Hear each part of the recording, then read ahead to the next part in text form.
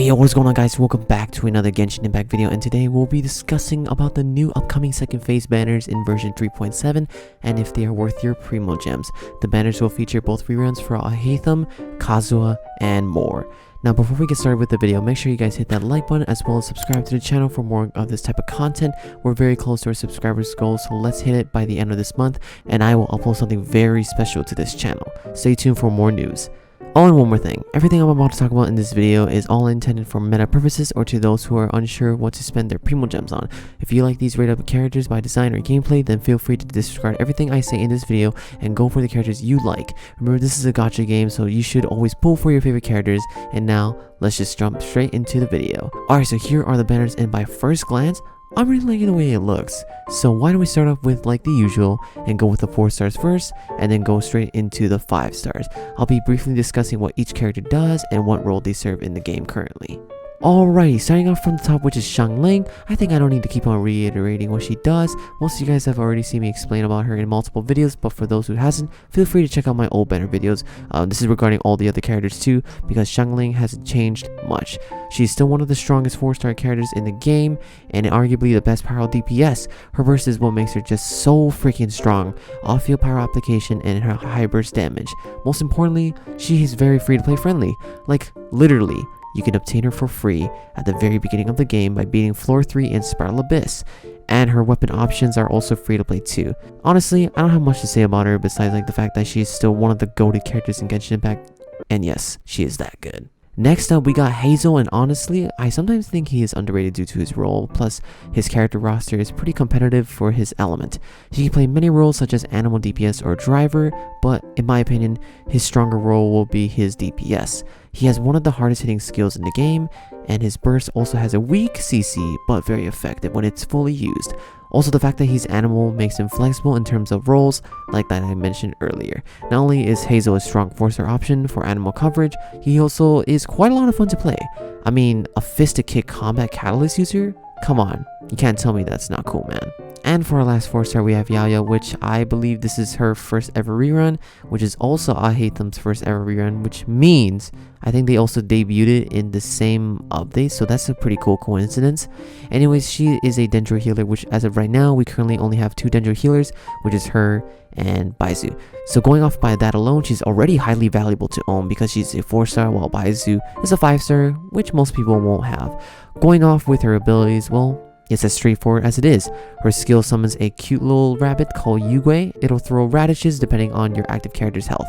It'll target you if your character has low HP, while if you have high HP, it'll target the opponent, dealing dendro damage. Her burst summons more Yuguis, but to summon more you need to run or dash or jump to spawn up to max at 4, and only can summon 1 at a time on field. This burst makes her pretty strong for healing and dendro application, because it'll basically be triple times more effective than her elemental skill. She's also very easy to build and is free to play friendly. As you can probably guess from just based on the way I described Yao Yao, she's another strong character on this banner to have on your account. Especially if you ended up missing out on her getting for free in the previous Land to Right event, she's gonna offer so much value for your Dendro team compositions. Overall, the 4 stars are actually very good, and if you have them all, then getting their constellations are quite worth it because it actually makes them even better. So far, I'm really liking these rate-up characters here. Now it's time to move on to the 5 stars. Starting with Alhaitham, he is a powerful Dendro main DPS, meaning he will be taking up most of the field time, dealing Dendro damage. His skill gives Dendro infusion, and his burst does multiple slashes of AoE Dendro damage. Now this may sound familiar for those who have heard of this type of gameplay before.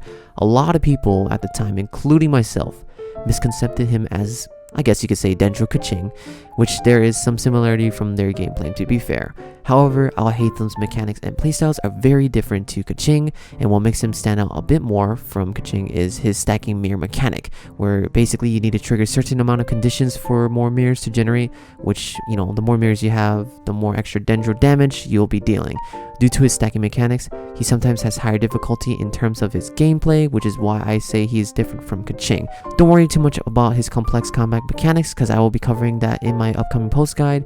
Hit that notification bell so you don't miss out all of that in that video.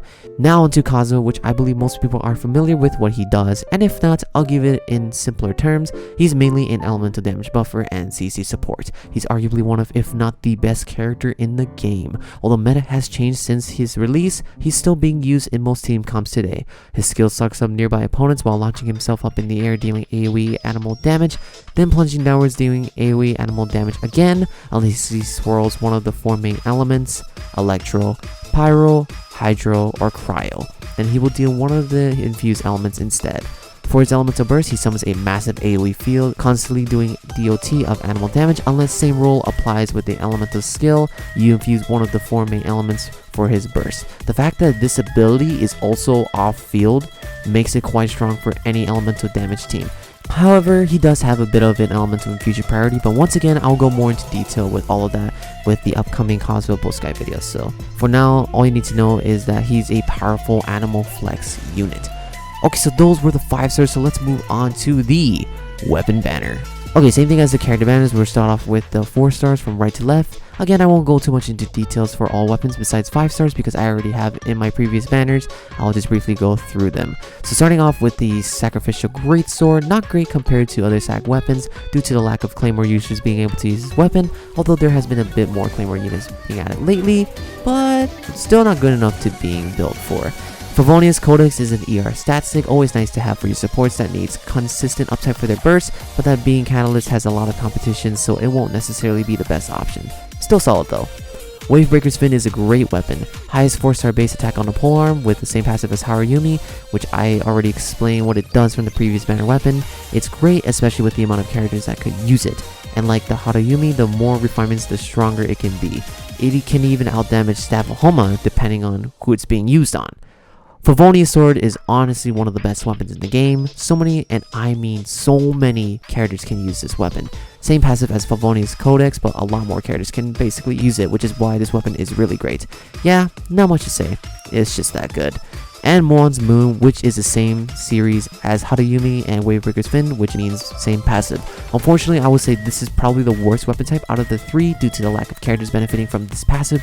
Could definitely be better depending on the future characters releases. Alright, so that was the 4-star, now on to the 5 stars. Starting off with the Light of Foliar Incision, is that how you pronounce it? I have no idea. So here are the stats, great overall stats. As you guys can see here, we got ourselves a low base attack of 542 and the crit damage is about 88.2%. That's quite high for the crit damage, which is already great. That makes this weapon a powerful stat stick. Now let's go on to the passive here, which is called the White Moon Bristle. Crit rate is increased by 4% after normal attacks deal elemental damage. The Foliar Incision effect will be obtained, increasing damage dealt by normal attacks and elemental skills by 120% of elemental mastery. This effect will disappear after 20 damage instances or 12 seconds. You can obtain Foliar Incision once every 12 seconds. Basically, this kind of only works on characters' normal attacks that deals elemental damage. Only a few can do it by themselves, like, well, Alhaitham, Keqing, Ayaka, and Ayato. But I believe if for some reason you want to somehow make this work on any character, I think you can use this on a character like C6 Bennett, for example, where you can infuse all your normal attacks with Pyro, which is elemental damage, and as long as you're always under his elemental burst, then you'll be able to trigger this passive, although I don't really see much point for it because I don't think most characters would benefit from this passive. And some of the characters I mentioned earlier also doesn't benefit from much of the passive either. So in other words, it obviously is made for Alhaitham. Does this mean that this weapon is not great on anyone? No, not really. It's still a strong stat stick that can be used, but the passive just won't be fully utilized. Overall, it's a strong weapon for Alhaitham, but kind of a stat stick for anybody else. Alright, so we got Freedom Sworn. So here are the stats. We got ourselves base attack of 608, pretty nice. Standard mid-range base attack, and elemental mastery is 198, also pretty good mid-range substat for elemental mastery. And here is the passive here. A part of the Millennial movement that wanders amidst the winds, increases damage by 10%. When the character wielding this weapon triggers elemental reactions, they gain a sigil of rebellion. This effect can be triggered once every 0.5 seconds and can be triggered even if said the character is not on the field. When you possess 2 sigils of rebellion, all of them will be consumed, and all nearby party members will obtain Millennial movements of Song Resistance for 12 seconds. Millennial movement Song of Resistance increases normal, charge, and plunging attack damage by 16%. And increases attack by 20%. Once this effect is triggered, you will not gain Sigil of Rebellion for 20 seconds. Of the many effects of the Millennium Movement, buffs of the same type will not stack. Okay, So to translate this Yu-Gi-Oh card description here, it's saying that after you trigger 2 reactions both on and off field, you can get this Millennium Movement Song of Resistance buff, where it will buff normal, charge, plunge attack damage, and it'll also increase the attack as well. There will be a bit of a downtime for 8 seconds, which is really not that bad. You also cannot stack this whole Millennium Movement buff series, so that means you can't have algae for the end and Freedom Swarm buff at the same time, which is kind of unfortunate, but oh well, this is already strong by itself. So for a sword, this is one of the strongest weapons to have due to many buffs it provides, as long as your character that is using this weapon can consistently trigger reactions. If for some reason they don't, then I wouldn't bother really using this weapon, but for most characters, this is a strong weapon to use, especially if this buffs overall team DPS, which is, in my opinion, very massive. I believe this is so strong, it's probably top 3 best swords in the game because of what it can do. So yeah, overall, very nice weapons to have. And that is all the banners we have. So my overall thoughts for the banners are pretty great. The character banners offer a strong lineup of 4 stars, and both rate of 5-star characters are also powerful too. The weapon banner has a pretty great value, especially if you have both Kazuha and Alhaitham on your account and don't mind to pull any of the 4-5-star weapons. This is a solid value banner to go for. But is this a must pull? No, it is not. Kazuha and Alhaitham doesn't need their weapons to be good because by themselves they are already good, and this is more for those who are interested in trying to maximize their potential. So what about the character banners? Are they worth to pull for? Yes, in my opinion, this has a lot of value in terms of benefiting for your account. Now to those who are still unsure whether to pull or not, then like what I always say, I recommend to wait till the second to the last week of the patch, where Genshin live streams their special program regarding the next update, which includes the upcoming banners. After seeing what could come, then you can decide whether to pull or save. Although if you guys have noticed, we haven't really received any drip marketing at all in this update. That could be a good or a bad thing, but based on the fact that we got no drip marketing, I'm like 80% sure we're not going to get any Fontaine related content in the next update. So potentially we could see another rerun patch, but with 0 new characters, which is kind of unfortunate, but at the same time, it gives you another chance for you to either save for the rerun characters you prefer for, or take that as you will. But in my opinion, these banners look very good to pull on, especially if you have some extra premiums to spare.